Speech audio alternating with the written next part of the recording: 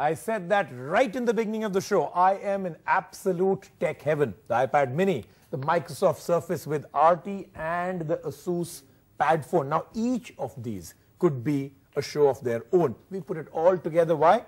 Because we're still in our Diwali spirit. More importantly, I have Varun Krishnan with me, and he's the editor-in-chief of Phone Arena. I'm going to start off by talking to him about the iPad mini.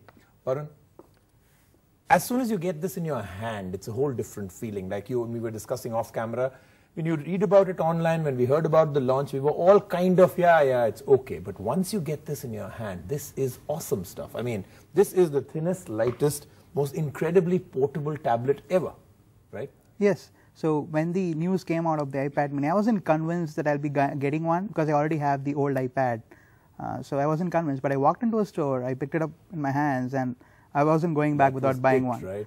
So it's basically it's a lot lighter, a lot slimmer, and it's a lot more portable. Man. It's a lot lighter, a lot slimmer, and nobody in the world can do this with an iPad, right?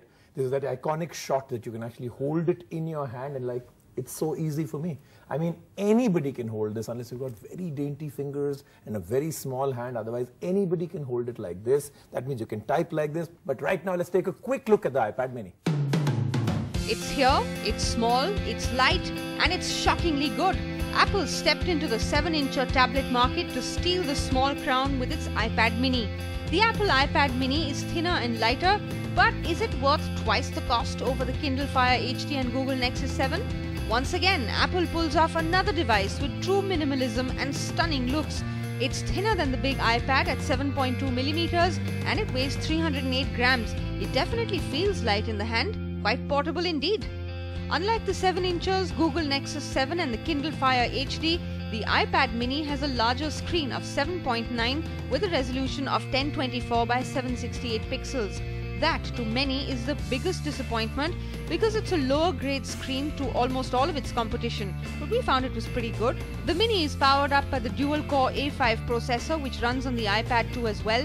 The iPad mini also supports Siri, and it's also the only iPad to support a nano SIM.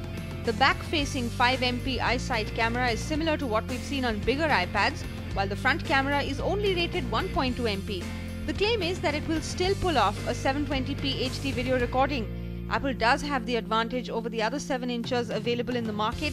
There are about 275,000 apps that are made for the iPad, which, thanks to the screen ratio and resolution, work very well on the mini.